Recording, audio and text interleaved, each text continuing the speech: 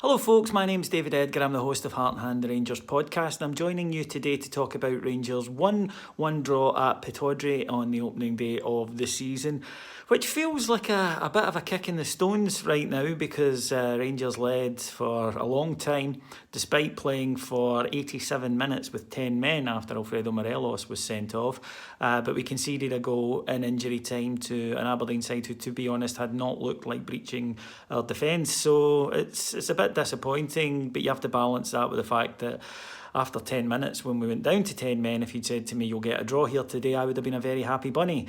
But the match itself, I thought Rangers started terrifically. I thought we played very, very well indeed those opening 10 minutes. Made a couple of chances. Jamie Murphy in particular should have scored. And then on 10 minutes, the referee Kevin Clancy runs over to Alfredo Morelos during a break in play, shows him a red card.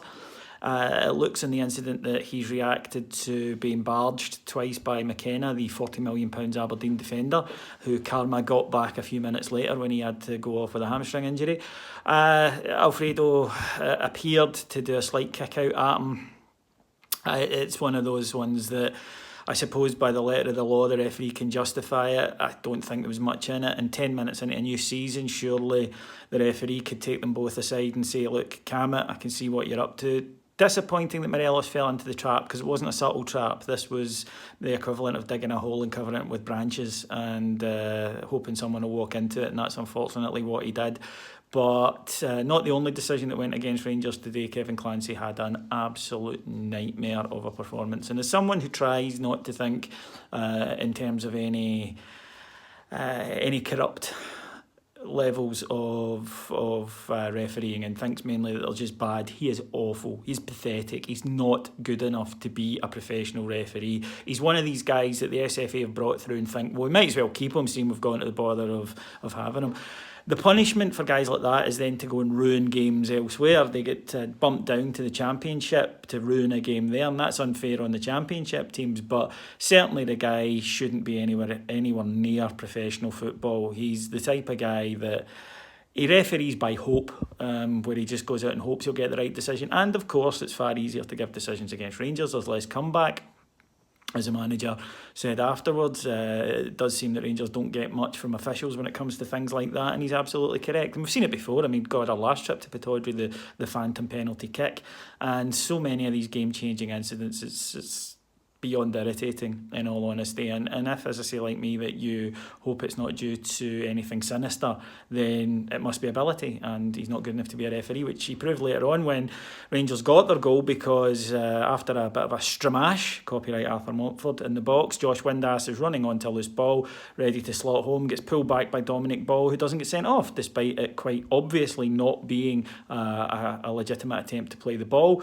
It was a cynical tug. It should have been a red card. Wasn't even a yellow. James Tavernier, after a long delay by Aberdeen, took a very good penalty, puts it away. Rangers dominate that first half. You couldn't tell who had 10 men, who had 11. All Aberdeen had was long ball. Into the second half, it was the same. And Rangers, perhaps psychologically, and perhaps tiring in the legs a little, sat back, I think, a little bit too deep at times, but mopped up everything. Goldson and Katic are on another level. In fact, they're playing another sport to the centre halves we've seen before, and already look like a good partnership. When one goes and attacks, the other covers automatically. It's great to see. The midfield was working hard, with Ryan Jack in particular absolutely superb. What a game he had. What a game he had again after Thursday night. He is turning into a really key player for us, and clearly listening to the manager. He went off though with 10 minutes to go, and I think the management team got that one wrong. They brought on Ovie Ajaria, whereas I think young Ross McCrory would have been the better change. And Aberdeen, after not having a shot on target the whole game, eventually do get a break of the ball. Mistake from us. You know, we've got to hold our hands up. We should have dealt with it better. We didn't. The ball breaks to young striker Anderson. He puts it away. Sickner. But it's funny because yesterday Rangers were being accused of being disrespectful to Aberdeen, because we were saying, you know, we're looking at getting closer to Celtic and saying, oh, you have to overcome us first. We were second. At the end of a game where we've played 87 minutes with 10 men at your ground, you celebrate like you've won the World Cup and you're over the moon about it. Whereas we're gutted, absolutely gutted, that we have only taken a point. And that's now, I think you've taken 2 points against us out of the last 15. why are you upset that we don't respect you? You are pish. You are absolutely atrocious. You couldn't beat 10 men in your own midden, despite having an hour and 20, and then the referee adding on about 45 minutes injury time. To beat us, you're not a threat. You're not going to be near us. Just accept it. You're like Paul Coyer. You're a relic from the 80s. Nobody cares. You don't matter. You're irrelevant. Your best player was a lone player. He's away. Kenny McLean's away as well. You've got nothing there. But enjoy watching it. It's, as my friend Ronnie says, it's painting by numbers with you lot. It's all fairly obvious, and occasionally you get a result, but it's nothing worth looking at. So as to us, well, lots of positives to take from it. Immediately, you have to say the gaffer has sorted out the back line. The gaffer has sorted out the spine, and the attitude of the team is better. The fitness level's better. Absolutely, the fitness levels are better. And I think this is important. They look like a much better coached side. A lot of times over the last few years, you couldn't see what Rangers had been working on in training all week. You can now. You can see with this team that they're being coached and where they're improving. Against that, we're not firing all cylinders yet up front. There's still a lack of creativity. We still pick the wrong option too often, and we don't make the most of situations. We don't turn situations into gilt-edged chances and gilt-edged chances into goals. We need to improve that. Morelos, I hope he learns from this. He has been good the last few games, but it was silly.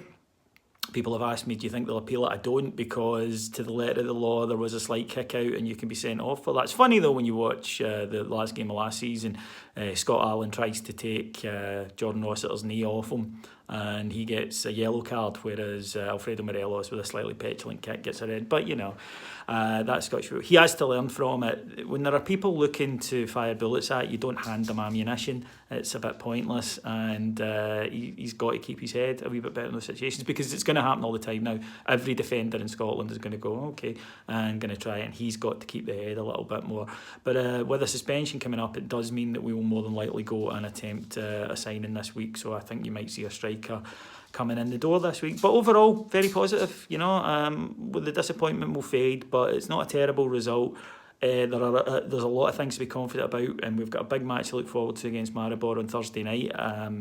Aberdeen don't, but we can go into that, I think, with a lot of confidence and looking forward to it. So thank you very much for listening. I'll be back tomorrow night on Heart and Hand, the Rangers podcast, which is free in all the places you get your podcast. If you want to hear more from us, though, and I hope you do, we spend all this time together. Come on, chat to me in a more convivial place. Visit patreon.com/Heart and Hand. That's patreon.com/Heart and Hand, and get up to 4 shows a day on Rangers for just $1.99 per month. Yes, 4 a day, every day for a month for just $1.99 per month. Check it out, you will love it. Thank you very much for listening to me. I will be back to talk to you on Thursday night after the Maribor game. Until then, take care. Cheers, bye.